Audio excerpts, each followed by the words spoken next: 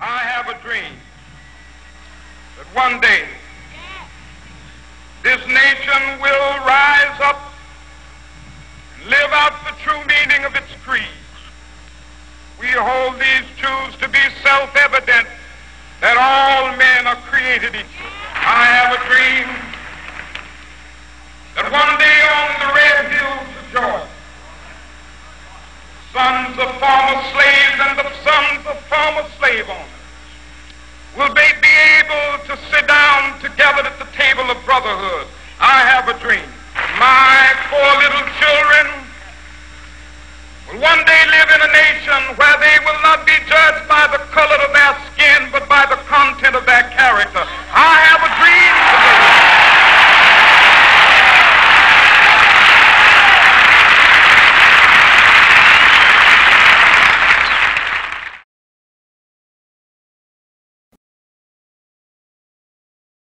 My name is Jeanette. I am 19. I'm from Jersey City, New Jersey. I go to Boston University. BU in general is one of those schools that they will tell you, you know, we are 9% Hispanic and we're this percent that, and we have these many international students, but I don't think that you really see it so much on campus. Racism is a big word. I think it's a lot more ignorance and it's a lot more prejudice. I know that there's a lot of people on this campus who are generally confused about race and what's appropriate and what's not and how they go about things. I'm culturally Dominican, so my parents are from the Dominican Republic, and I do know a lot of people either, one, don't know where that is, or two, if they do know where it is, it's, oh, like, we vacation there all the time, or oh, I love the DR, or things along those lines. But when people meet me at a first glance, they immediately think that I'm black, and once I open my mouth, they immediately think that I'm mixed, as in I have one black parent and one white parent. You look black, but you speak white, and you're Dominican, I'm lost. And a lot of it is because they view the way that I speak as how white people speak, when the truth is it's just how an educated person would speak. My name's Talal Toqan. I'm a sophomore at Columbia. I'm from Jordan, originally Palestinian. The word liberal itself kind of connotes this way of masking society in these supposed values, whereas, you know, it's rotting from within. There are fundamental things that cause it to be, you know, aggressive and violent towards certain minorities. You know, do you go to school on camels and all those, you know, ridiculous questions. I came to Columbia and I was expecting, you know, this is an educated atmosphere, and I realized that in fact it was this whole tradition rooted in, you know, the attempt to undermine, you know, people of color, you know, Easterners, whatever that means. Students for Justice in Palestine groups all over the U.S. now are facing, you know, systematic censorship.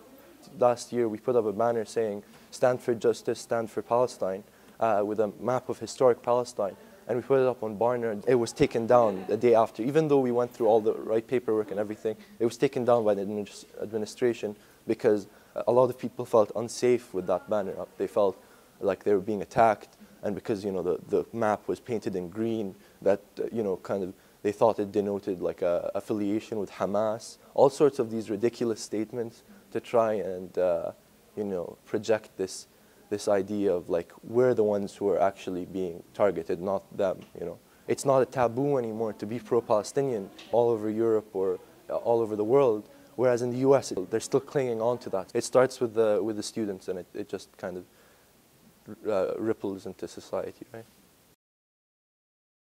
My name is Josh Odom. I'm a sophomore here at the University of Massachusetts Amherst. I was drawn to the University of Massachusetts Amherst because of its liberal background. The school has a very, very rich history of not only liberal thought but direct action. So lo and behold, once I got here to the, you know, the happy liberal valley, things weren't always as liberal as they thought it were. It was very very segregated, very it was isolating. You know, because, you know, to be one of only 5 students of color in your residence hall over the past month with the, you know, the unfortunate incidents that have taken place, the hate crimes, the death threats, so on and so forth, has, you know, snapped us out of this idea that we're this liberal bastion, this post-racial university that has no issues with race dynamics or doesn't have to consider the race problem in the United States. There were a series of, racially charged hate crimes. There were, kill these N-words written on the door, kill these Mexicans written on the door.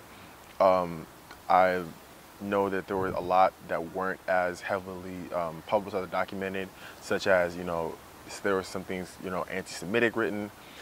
That was not arbitrary, that was not random, that was calculated, that was intentional. I know one individual was arrested and he has since been arraigned and he has been kicked off campus. There were a lot of euphemisms thrown around to devalue or de-emphasize the severity of the issue. Some emails regarded it as disrespectful graffiti or vandalism. Well, these were death threats. You can't, downplay the severity of that because now you're putting the community at risk. Racism is more than just somebody calling you the N-word.